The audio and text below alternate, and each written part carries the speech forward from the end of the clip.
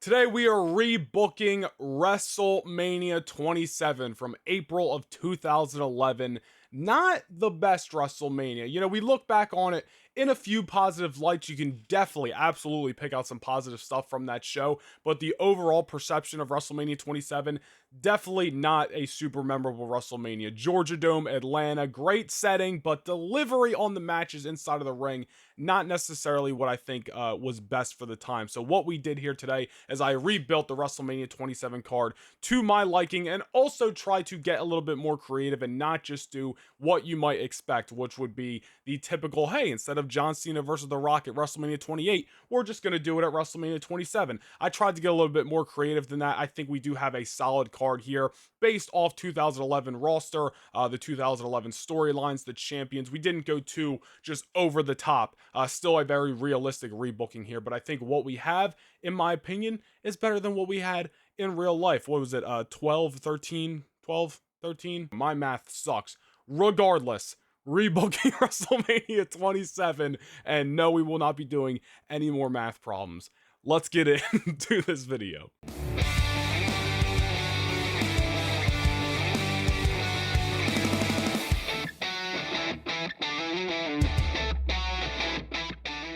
All right, we're going to break down this whole card. I believe we have 9 matches here, and I believe I only kept 2 things the same, or 3 things the same from the WrestleMania 27 card. And as we go through, you'll see why I picked these 3 matches. But before we get into this card, guys, I want to remind you that every single Noah Nation Wrestling video is available on audio platforms Apple, Google, Spotify, and more, linked down below. And also, if you want to pick up some Noah Nation merchandise, you can also do so. We have merchandise for all of my channels as well, linked down below. But let's get into it. WrestleMania 27, we're going to have the match card right next to me here on the screen, and I'm going to talk that way. If you don't want to look at me, you can also look at the card. A little bit of half and half. Anyway, let's kick off WrestleMania 27. I'm feeling good tonight, guys. Had a cup of coffee before this. This is going to go off the rails. I already know. But we will open WrestleMania 27, and I apologize if I'm looking down at my computer, but I got to read my notes, with the World Heavyweight Championship match. Now, I know a lot of people weren't a fan of the World Heavyweight title match opening WrestleMania 27, but I just decided we keep it in the opening spot only because we found out later on that it was Edge's kind of decision, and he pushed for that thing to open up, for that match to open up WrestleMania because of his neck injuries, and he didn't want to go out in a high level main event and try to possibly stink up the joint, even though Edge and Del Rio still had a really good match from what I remember. But I just decided for that reason I'm just going to keep it in the opening match. And honestly, we got some big matches on this show, so it kind of helps spread everything out. Not my ideal choice, but I just decided, what the heck, we're going to keep opening this show with the World Heavyweight title. However, Alberto Del Rio, will not be facing Edge in what was his last match at the time. Obviously, what we have here should have happened anyway, and then in retrospective would have been an even better last match for Edge, and then all these years later everybody came back anyway. But we open WrestleMania 27 with the World Heavyweight Championship match, Edge versus Christian. The match everybody wanted at the time, the match everybody wanted over Alberto Del Rio. A lot of people at the time were pushing for Christian to get added and make it a triple threat match. I remember I was a part of the YWC, even as what grade was I in 2011? 7th grade? I don't remember, but point is, I was in the YWC. I've been making YouTube videos since 2010. I remember the topics at the time, and people wanted Christian versus Edge, as did I, and it did not happen. Christian came back from an injury, and realistically, he probably would have been ready for the Rumble, because I can tell you right now, Christian would be winning the Royal Rumble match to set up this match based off what I have for the WWE title match. I would not have that challenger for the WWE title win. You'll see why later. So I would have Christian return and win the Royal Rumble match, and he was probably ready to go 3 weeks prior to the Elimination Chamber that year when he came back anyway. But even if he wasn't, just have him win the Rumble and then he can sit for a few weeks. Regardless, it's fantasy anyway, but everybody wanted Edge versus Christian, and that's the match we should have got. And Edge can still retain here, or Christian can win the World Championship. And let's be real, Edge, I'm sure, would have had no problem dropping the world title to Christian at WrestleMania. And that's probably what I would have would have had done, especially if we turned Christian heel going up to WrestleMania. I think that would have been great. But this is just the match that should have happened in 2011. So in this rebooking, I had to make it right. Edge versus Christian for the World Heavyweight Championship. You guys already know the story. It's what should have happened, and it's what I would have happen in this rebooking. Match number 2 on WrestleMania 27. Not really changing much up here. This is one of the matches that I said we are repeating from the real life card. Cody Rhodes versus Rey Mysterio, and I would change nothing about the story. It was actually a very good match on WrestleMania 27. It was a very good story for the most part leading up to the show, and it was a great match for Cody. Went over on Rey Mysterio, and obviously might not have led to too much, but 2011 was a pretty solid year for Cody Rhodes. So nothing I would change here. Cody versus Rey. Not going to dive too much into it because I would just keep everything the exact same. The story involving Cody's face breaking because of Rey Mysterio's knee brace, wearing the mask, going from dashing to undashing, getting Dusty Rhodes involved, all that stuff. Leave it the same. Cody versus Rey Mysterio at WrestleMania 27. Match number 3, and here's where we're going to get a little bit more juicy here. Definitely putting our creative caps on. WWE Tag Team Championship match. Defending champions Drew McIntyre and Sheamus, ready for this, versus Big Show and Kevin Nash. I know he did the Diesel, but Kevin Nash. Now hear me out. Kevin Nash made his return to the WWE in the 2011 Royal Rumble, and I remember everything I'm about to say here very vividly because I just watched the 2011 Rumble 2 days before this year's Rumble when I was sick in bed. So I remember. But Kevin Nash made his return, and Drew McIntyre and Sheamus were actually teaming up on a couple of people throughout that matchup, and they acknowledged it on commentary, how they were friends, the Celtic connection they kept calling it. I would have had that played in to real life here. And one more thing about the Rumble is McIntyre and Sheamus, although they did double team Kevin Nash at one point, they didn't eliminate Kevin Nash. I believe Nash got eliminated by Wade Barrett. But on Kevin Nash's way out, he had crossed paths with the Big Show in the aisleway as the Big Show was making his way towards the ring. Obviously, history with each other in WCW. So what I would have here, I went to see who the tag team champions were before WrestleMania 27, and I think even into 27. And they were Santino Marella and Vladimir Kozlov. So Sheamus was on Raw, so were those guys. So Sheamus picks a fight with those two, and we're definitely blending, some of the brands here, but the brand split was dying in 2011. It died in August, but we're just saying screw it early with some of these matches because it didn't matter. The brands were so thin. You know, go back and look at the rosters for Raw and SmackDown in 2011. You're like, how did they get through a live event? Like, they must have been running the same matches every single night with no rest. Like, no wonder Edge was freaking on the shelf and Rey Mysterio was hurt. No wonder these guys were getting hurt probably more often than they are now because there was nobody on the roster. Anyway, Sheamus brings Drew McIntyre over to Raw after, you can build it up for a few weeks. They win the tag team championships over Santino and Kozlov, and now Sheamus and McIntyre, as the tag team champions, can truthfully, fairly, whatever the word you want to be, whatever the word you want to say. I can't talk tonight. I shouldn't have had that coffee before I made this video. They can be on SmackDown. They could start a feud with the Big Show, lay him out 1 week, lay him out a second week, and then they do it again the third week. But who makes the save?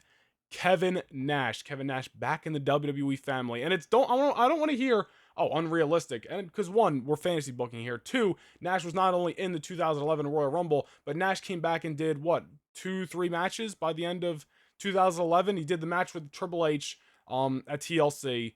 I think he did a squash on Raw, which doesn't really count. And then I feel like he did something else. Didn't he wrestle at Vengeance that year? Or am I thinking? I don't know. But point is, he wrestled a couple of matches at the end of 2011, was on Raw pretty frequently. So it's not unrealistic. Kevin Nash and Big Show versus McIntyre and Sheamus for the tag team titles. And you can have whatever happen here. McIntyre and Sheamus can retain. Big Show and Nash can win the tag team titles. Really doesn't matter. I'm not rebooking the whole year of 2011.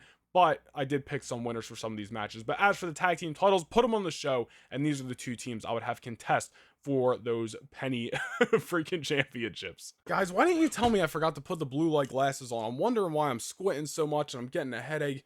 That's why I wear these glasses, because I got all these damn screens and lights in my face. Why didn't you tell me? You're supposed to have my back. All right, for this 4th match on the show, I need to read my notes a little bit as I talk here. But the matchup will be Alberto Del Rio versus Randy Orton. I know a lot of people aren't a big fan of Alberto Del Rio. I understand, but we're booking as if this is 2011. If we were booking a show in 2005, yes, I would probably put Eddie Guerrero and Chris Benoit on the show because we would be booking like it's 2005. Same thing here. So put personal feelings aside, because it's just, we're living in a fantasy world anyway. Alberto Del Rio versus Randy Orton. How would I get there? Let me tell you. Randy Orton eliminates Alberto Del Rio from the 2011 40-man Royal Rumble. Del Rio runs back in the ring, eliminates Randy Orton, one of those situations that we've gotten multiple times over the years and actually happened somewhat in the 2011 Rumble, with The Miz sliding in and eliminating John Cena. So kind of happened that year as well. Obviously, I'll just take that spot out because it wouldn't play into our Mania plans. However, Del Rio, of course, going to take issue with Randy Orton. Randy Orton took away his destiny from winning the Royal Rumble and headlining WrestleMania. So Randy Orton, part of Raw, Del Rio still a part of SmackDown. Randy Orton takes part in the WWE Championship Elimination Chamber matchup, which would include, Randy Orton, the champion, The Miz, Daniel Bryan, John Cena, CM Punk, and John Morrison. So Randy Orton takes part in the chamber. Randy Orton would eliminate John Morrison from the matchup first, but as Morrison's leaving, the chamber door is open. Alberto Del Rio sneaks inside the elimination chamber, lays out Randy Orton. CM Punk capitalizes and pins Randy Orton to eliminate Randy Orton from the elimination chamber, which will then, of course, refer to or I'm reading my notes backwards here, but we will refer to the rest of the elimination chamber later. But anyway, this would, of course, lead, get my notes in order, to Randy Orton challenging Alberto Del Rio to a match at WrestleMania to seek revenge. Simple setup between these guys, and a simple way to do it through the Royal Rumble, since they were technically a part of two separate brands, even though the brand split was dying anyway. And it's a big match. Del Rio, they were trying to build him up at the time, contested for the world title, obviously lost, so you can still have him in a big spot here versus Randy Orton. This match taking the place of Orton and CM Punk. We got CM Punk and something later on, and it doesn't really matter who wins here. Orton could probably win. That would probably be the ideal situation, since Del Rio lost anyway. Orton won in real life. You could do that, but that's the matchup I would have for both of these guys: Randy Orton versus Alberto Del Rio at WrestleMania. Next up, for the Intercontinental Championship, I would have Kane defending the championship after he, defeats Kofi Kingston, who was the champion at the time, sometime on SmackDown in January, February for the title. Goes on just a squash streak, man. And then Kane was, pretty hot at the time. Major player on SmackDown, was world champ for, a chunk of 2010, was the, a main eventer, like I said. So wins the Intercontinental title, and it's just rolling through a lot of younger or mid-card to jobber talent, honestly, until eventually he shows up on Raw because he feels like he has beaten almost everybody on SmackDown, and he picks a fight with Vladimir Kozlov and just absolutely destroys Vladimir Kozlov. And this all leads to a man who was also very hot at the time. Remember, we're booking as if it's 2011. Santino Marella challenging Kane to a match at WrestleMania for the Intercontinental Championship to seek revenge on behalf of Vladimir Kozlov. Santino was one of the final two men in the 2011 Rumble. He was on WrestleMania 27 in real life. He was one half of the tag team champions at this time. Realistic booking? Yes. Kane versus Santino. Is it the greatest match in the world? No, but we're filling up this card. We're getting two notable names at the time on this card, and it's a solid mid-card match that doesn't have to last long. And who knows, maybe Santino gets the huge upset and defeats Kane for the Intercontinental title here, or it's a squash and Kane beats Santino in 8 seconds like he did to Chavo at WrestleMania 24. Pick your poison, but again, we're just filling up the card a little bit here with some mid-card matches before we get into a couple of heavy main events. Kane versus Santino for the Intercontinental Championship. Harmless match. I think it'd be good. Next up, you would have The Undertaker versus Triple H. I believe this was a no holds barred match, in real life. Nothing to change here. I know people wanted Undertaker and Sting that year. I wasn't going to book it because obviously Sting went back to TNA or re-signed with TNA. That did not happen. That would be over the top fantasy that I'm not interested in booking. I like realistic fantasy booking here on the channel. Nothing to change there. Same story, same match, all that good stuff. Triple H versus The Undertaker.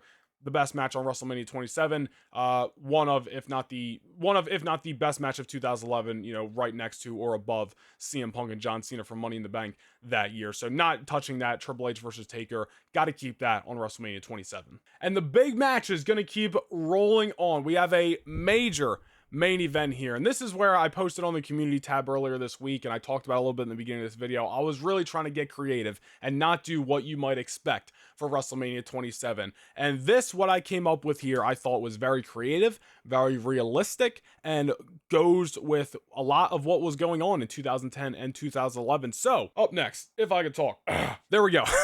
Up next, and not the main event of the show, we still got 2 more matches after this because the show is stacked.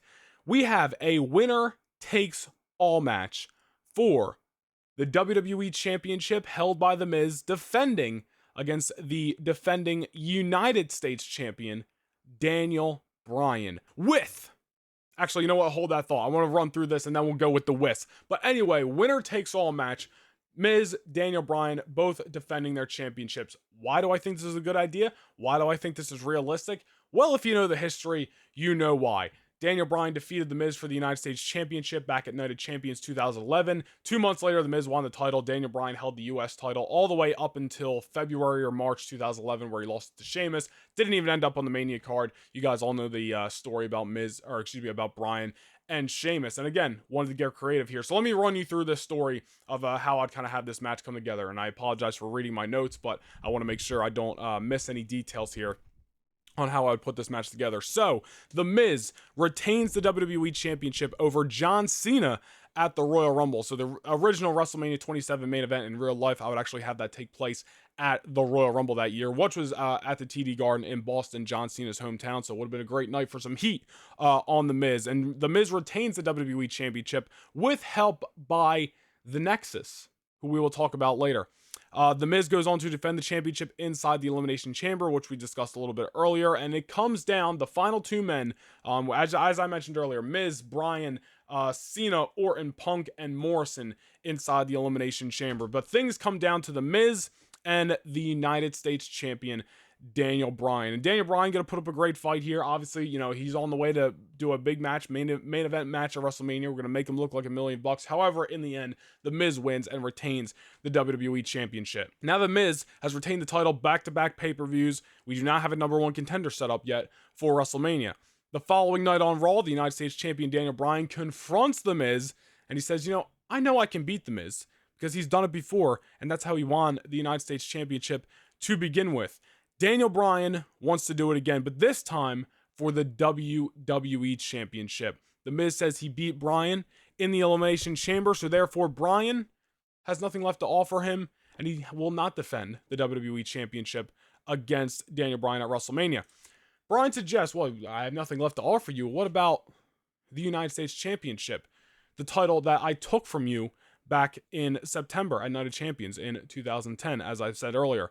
Daniel Bryan challenges The Miz to a winner-takes-all match for both championships. First time since WrestleMania 6, where we would have a situation like this at WrestleMania, which The Miz, of course, looks intrigued by the idea, but only if Daniel Bryan can beat his protege, Alex Riley, later that night on Raw, which, of course, Daniel Bryan does.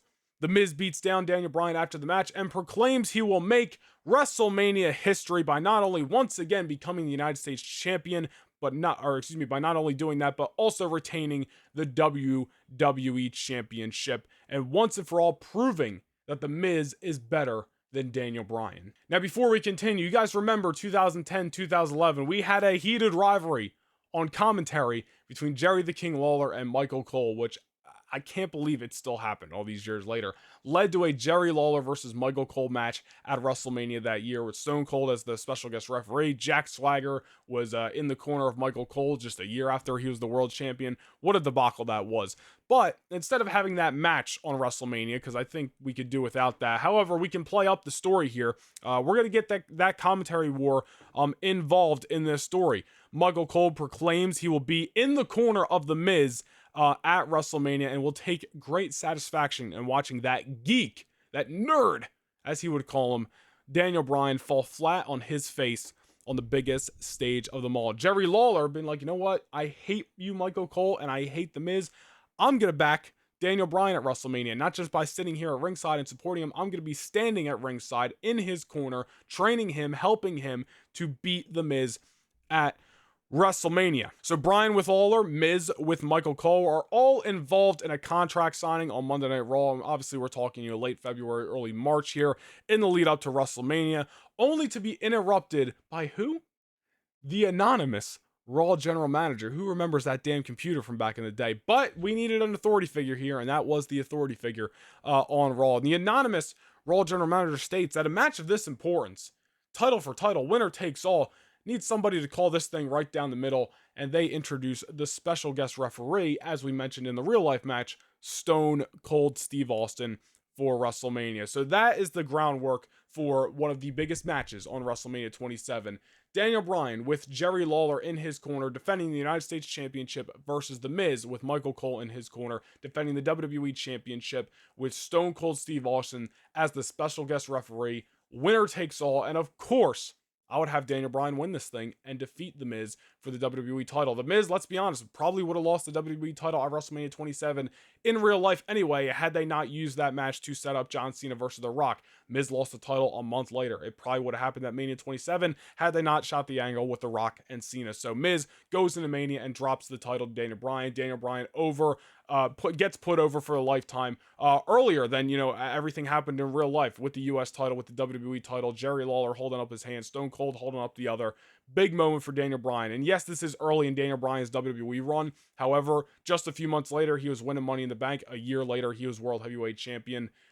What's the raw? Daniel Bryan was obviously ready from day one, so I don't think it's unrealistic. I think this is a huge match that plays into the storylines from the time and creates a big fight feel for WrestleMania and is a big final conclusion to the Miz versus Daniel Bryan. Bryan beat Miz back at Night of Champions. Miz pinned Bryan in the Elimination Chamber, belt for belt at Mania, settle the score. I think it's a great idea. I think it's different than what you might have expected for my WrestleMania 27 rebooking, but that was only one of the main events. We still got 2 more matches to go, and of course, one of those matches needs to be a cooldown after you just had The Miz versus Daniel Bryan and Triple H versus The Undertaker. So you're goddamn right I kept this match. Why? Not because it was good, but because I wanted to get Dolph Ziggler on the card and I needed a cooldown match between these couple main events. Dolph Ziggler, Layla, Michelle McCool versus John Morrison, Trish Stratus, and Snooki. Yeah, I kept it on the card. It can do the same thing that they did in real life. What the fuck was that just flew across my camera? Anyway, that's your co-main event. Let's get into the real thing. The main event of WrestleMania 27. That was a fly. I see it up there, but I'm not getting up to kill it. Whatever. The main event of WrestleMania 27. No, it is not John Cena versus The Rock. You might have expected that by the thumbnail, by not listening to what I said at the beginning of this video, but that's not what we did. However, we do have a pretty mega main event, and as you can see, the world title's already been defended, the WWE title's already been defended, Undertaker and Triple H has already gone on. So what is the WrestleMania main event? John Cena teaming with The Rock versus your co-Nexus leaders, CM Punk and Wade Barrett. Rock and Cena teamed up in Survivor Series that year. This is a bigger matchup. The Rock gets to wrestle at WrestleMania 27 without having to get involved in a WWE title shenanigans that only was really just a setup for The Rock and Cena, and The Miz was just the bystander. You remember the build up to The Miz and John Cena? It was basically a build up to John Cena, The Rock, and then The Miz was like the third party. It was whack. Forget the whole situation. This is what I would do. Cena and Rock versus Punk and Barrett. Different, like I mentioned. So let's talk about this thing. So near the end of 2010, CM Punk joins Monday Night Raw just as he did in real life. I believe they said it was a trade with SmackDown for Edge. Edge went to SmackDown, Punk came to Raw. But instead of completely taking over the Nexus and Wade Barrett going to SmackDown and starting the core, which fizzled out by like May of that year, it did not last long. Here's what I would do. He joins the Nexus as a co-leader with Wade Barrett. So Punk, and we're talking probably late November or just sometime in November, build the Survivor Series after Survivor Series, just end of 2010. Punk says that the Nexus has failed. All those the match at SummerSlam, Wade Barrett failing to win the WWE Championship. Punk says the Nexus has failed their takeover, not because of a lack of talent, but because of a lack of leadership and, most importantly, experience. At first, Wade Barrett's going to take offense to this, especially the leadership comment, because they're the new guys, they want to take over. But Punk has a point. Wade Barrett and a lot of the Nexus realize that they don't have a lot of experience. This is still year one for them, and maybe things would have gone a little bit better had somebody else been atop Wade Barrett, or at least next to Wade Barrett as a leader or co-leader to help lead the ship. So this goes on for a couple weeks. Punk doesn't necessarily blame Wade Barrett for their downfalls, but says he needs guidance or needs help in guiding a new way for the Nexus. And again, Wade Barrett initially denies everything CM Punk wants, denies him access into the Nexus as a co-leader. But after a few weeks, CM Punk faces John Cena in the main event of Raw, which I believe was the matchup that actually happened in real life, where they shot the whole situation with Punk becoming the leader of the Nexus. Might be wrong on that. But point is, I would have CM Punk versus John Cena in the main event of Raw because it's going to play into our mega storyline here, which is interrupted by the Nexus. And I'm talking Nexus at its full strength, not a broken apart one with the core and all this. I'm talking Wade Barrett, Justin Gabriel, Heath Slater, who the hell else? Husky Harris, David Otunga, Michael McGillicuddy. I think Skip Sheffield and Michael Tarver were gone at that point, but whoever was remaining, just the whole thing, everybody in Nexus, they interrupt this matchup. They surround Punk and Cena. Again, coincidentally, which I believe was the matchup where the Nexus made their debut in 2010. Same situation there. Nexus hit the ring, but this time they only target John Cena. Wade Barrett approaches CM Punk, hands him a Nexus armband, and CM Punk and Wade Barrett officially, after weeks of anticipation, weeks of Barrett kind of having to sit on this and ponder the situation, having discussions that you can show backstage with the Nexus members, and him kind of thinking about if this is the right thing to do for the Nexus, gives him the Nexus armband, and CM Punk officially joins the Nexus as a co-leader. CM Punk introduces Mason Ryan to the group as he did in real life. Not that Mason Ryan lasted very long at all on the WWE. I don't know how long he was in the Nexus, and the Nexus died mid-year 2011. I think he might have been around in like 2012, but barely. But yeah, I'm sticking to real life. So they had Mason Ryan, new heavy for CM Punk in the Nexus, just again as they did in real life. And Punk and Barrett, just as they did, still taking some inspiration from real life, kind of forced every member of the Nexus to complete a new initiation to this newly reunited fresh coat of paint Nexus, just as like I said, Punk did to his members of the Nexus, Husky Harris, David Otunga, whoever else, after he took over and the rest of the guys went to SmackDown. Early January, we get a battle royal on Raw to determine the number one contender for The Miz at the Royal Rumble, which, as we mentioned earlier, comes down to John Cena winning that matchup. But the Battle Royal comes down to John Cena and Wade Barrett, which Cena, of course, as I mentioned, will win. This causes the events of the Royal Rumble that we talked about earlier, with the Nexus costing John Cena the victory over The Miz. They continue to feud for a couple weeks till we get to the Elimination Chamber. And inside the Elimination Chamber, CM Punk eliminates John Cena after we're taking, again, some inspiration from real life. You guys remember in 2010 when Cody Rhodes slid a steel pipe through the chamber, Ted DiBiase grabbed it and bashed Randy Orton over the head with it to eliminate him. Kind of a little bit similar situation here. Wade Barrett comes down. He's not in the matchup, but CM Punk is in there. Steel pipe, lead pipe, whatever, into the chamber. Punk uses it against John Cena, follows it up with the GTS. CM Punk eliminates John Cena from the matchup. But before exiting, before the chamber door even opens, Cena snaps, goes after CM Punk, throws him through a pod, AAs him, and allows Daniel Bryan to pin CM Punk and eliminate him from the Elimination Chamber. Just escalating this whole situation, man. This thing, has taken on a whole new life. Cena and Barrett and the Nexus had all this situation from June till the end of 2010. Now CM Punk's in there causing way more chaos, trying to lead a new life for the Nexus. And of course, it's needless to say, but once CM Punk takes over, you of course book Raw every week to make Nexus look like $1 million, make it look like they're really following a new leadership, winning all their matches, beating everybody's ass, trying to make up for some of those losses that kind of plagued their 2010. Nonetheless, the next night on Raw, after the Elimination Chamber, The Rock, as he did in real life, returns to host WrestleMania. But the following week, John Cena calls for The Rock to help him take down the Nexus once and for all. Cena says, "Rock, you may not like me, you may not respect me, and we may have issues, but before we settle that, I need your help to settle this situation before I can focus on anything else, whether that's you, the WWE Championship. I cannot take out CM Punk and Wade Barrett alone. They're just going to keep coming back. I need you, The Rock, to aid me in this tag team match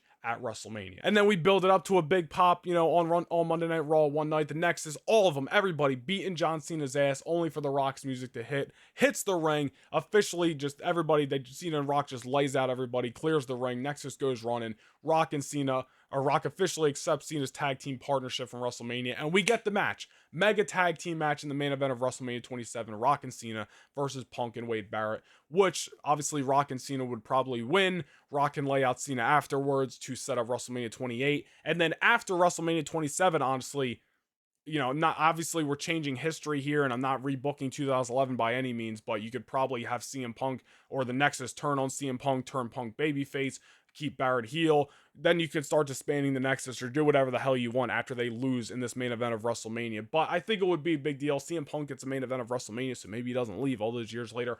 Regardless, I thought it was creative. I thought it was different than what you might expect with Cena versus The Rock or, you know, some other WWE title match. I don't know. I tried to get creative with everything on this card while also staying realistic, because that's what I like doing. Whether I'm doing fantasy bookings for the future or rebookings from the past, I like getting creative, but also staying realistic to what would happen. I don't like getting super, you know, oh my goodness, what if Sting actually did come to WWE in 2011 and he faced The Undertaker? Let's book that. Like, I'm not feeling that. Then we can book anything. You know what I mean? I want to stay realistic and try to make it good. That's the challenge for me, and that's a fun challenge that I like taking on, if you will, when I do these style of videos. But that is it, man. That is how I would rebook WrestleMania 27 from the Georgia Dome in Atlanta, 2011. I hope you guys enjoyed this video. Leave your rebooking match card if you got one down below in the comments, or just let me know your thoughts on mine. And as I mentioned in the beginning of this video, guys, every single No Nation Wrestling video available on audio platforms, Apple, Google, Spotify, and more.